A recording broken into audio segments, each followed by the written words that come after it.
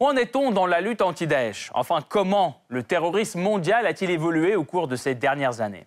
Afin d'y voir plus clair, nous avons eu l'occasion d'en discuter avec Madame Caroline Galacteros, géopolitologue et présidente de Géopragma.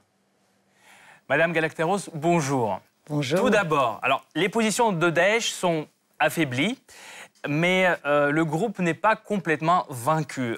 Faut-il craindre, selon vous, une résurgence de l'État islamique? Ça n'est même pas une résurgence parce qu'il n'est pas mort du tout. On peut dire que sa stratégie de territorialisation, oui, on a pris un coup en Syrie et en Irak, mais l'éclatement a lieu. J'allais dire les franchises terroristes maintenant sous une infinité de petits groupuscules se poursuivent, que ce soit en Amérique, que ce soit en Afrique, que ce soit dans tout le Moyen-Orient d'ailleurs, rien n'est terminé. Donc on est très très loin d'en avoir fini avec Daesh, mais ça ne prendra pas forcément ni ce nom, ni cette appellation, ni ces formes-là. C'est un phénomène polymorphe et c'est un phénomène qui s'adapte remarquablement. D'abord au soutien qu'on lui fournit, deuxièmement à l'évolution de l'histoire, troisièmement au conflit des grandes puissances dont il s'est très bien tiré parti. Donc on est très très loin de la fin. Justement, je voulais vous parler de cette fragmentation de Daesh. Il y a plusieurs groupements terroristes qui lui prêtent encore allégeance aujourd'hui. Parmi celles-ci, par exemple, Jama'a Ansharut Daoula, l'une des plus dangereuses. Que vont-ils faire maintenant, alors que les positions de l'État islamique sont affaiblies? Vont-ils agir comme des terroristes indépendants? Alors, y a-t-il des terroristes indépendants?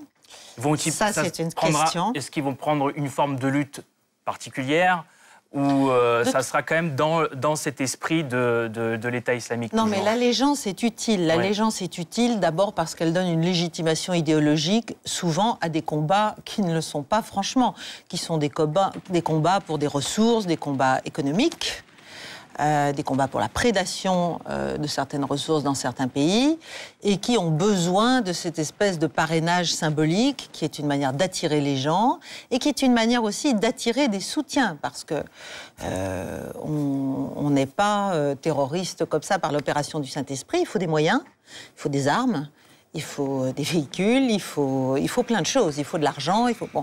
Donc il y a certes cette fragmentation, mais je ne crois pas à l'indépendance. Il peut y avoir, pour certaines causes particulières, des groupes qui, tout en se revendiquant d'un parrainage daéchien, on va dire, poursuivent leur agenda.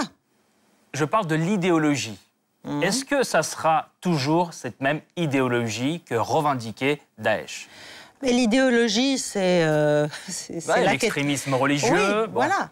L'idéologie, c'est l'islam conquérant, djihadiste, qui doit l'emporter par la pureté de ses valeurs, sous différentes formes, sur la perversion, la déliquescence idéologique et morale d'un Occident et de tous ses succédanés. Ça, c'est l'idéologie.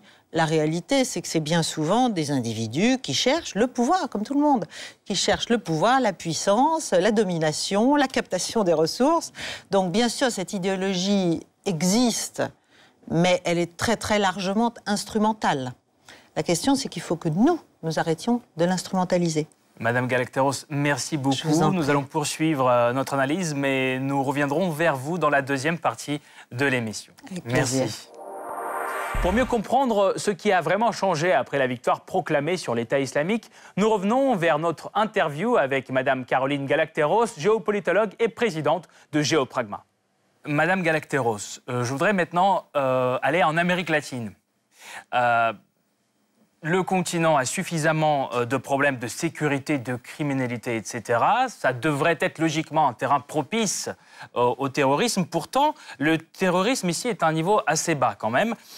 Pourquoi est-il ainsi selon vous? Alors, d'abord, c'est pour l'instant. Voilà. Pour l'instant. Les problèmes, évidemment, de criminalité sont gigantesques, sont bien plus importants d'ailleurs qu'on ne le dit, en Amérique latine. Mais évidemment, il n'y a pas de terrorisme tel qu'on le définit généralement, parce qu'il n'y a pas vraiment d'implantation non plus islamique. Le terrorisme auquel nous faisons face en Occident, au sens large, en Europe, mais aussi en Russie, enfin bon, c'est un terrorisme islamique. Donc, qui s'appuie sur cette idée d'un islam à la fois politique et religieux, d'un tout, qui n'a pas pour l'instant son ancrage, son incarnation en Amérique latine. Donc c'est pour ça, il n'y a, juste pas de trou, il n'y a pas l'idéologie. L'islam qui se sent peut-être déjà en danger en Asie, ne va-t-il pas conquérir d'autres continents, d'autres pays? Que va-t-il faire? Comment va-t-il se transformer? Mais il n'est pas impossible que ces revendications et ces craintes, ces vulnérabilités, bien sûr, se cristallisent autour d'une revendication dite idéologique et religieuse avec des modalités terroristes. Parce que le terrorisme, c'est une modalité. C'est pas une espèce en soi. C'est une modalité qui a besoin d'un socle doctrinal, qui a besoin d'une légitimité symbolique, intellectuelle, etc., et qui après se manifeste par des modalités particulières qui consistent évidemment à provoquer la terreur sur les populations civiles. Ouais. Je pense que quand vous dites modalité, vous voulez aussi dire forme. Donc oui, je voudrais maintenant revenir sur une autre forme de cette radicalisation. En 5 ans, le nombre des attentats commis par des membres des groupes d'extrême droite a augmenté de 320%. C'est énorme. Le phénomène des combattants solitaires se répand aussi en Occident. Pourquoi cette tendance?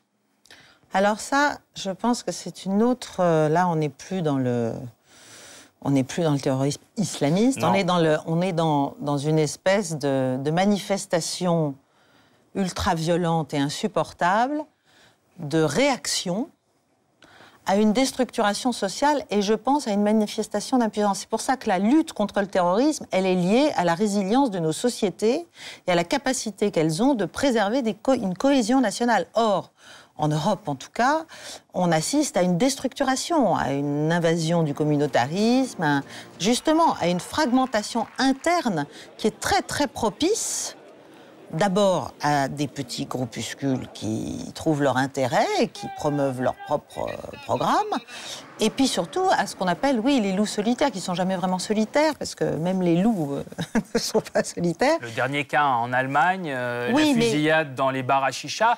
On a eu un peu de mal à qualifier cette action de terrorisme, mais finalement, on l'a qualifié d'acte terroriste. Voilà. Alors, c'est un acte terroriste déjà au sens où, oui, c'est un acte de terreur vis-à-vis d'une population innocente qui est là et qui, d'un seul coup, est victime de cela. Ça, c'est certain. Deuxièmement, je pense que justement, l'État, en fait, c'est lié à la modernité aussi, cela. C'est-à-dire, c'est lié à nos sociétés qui promeuvent tellement l'individualisme que ça produit de l'isolement pour les plus faibles. Parce que l'individualisme, c'est bien quand on en a les moyens, entre guillemets. Quand on a les skills, quand on a les capacités de la mobilité intellectuelle, professionnelle, spatiale. Bon. Quand on n'a pas tout ça, on est juste tout seul, perdu, voire désespéré, et on prend de plein fouet, je pense, le spectacle médiatique, enfin que les médias relaient, de tous ces mouvements, de toutes ces idées de remplacement des populations, d'invasion migratoire. Il y a tout ça.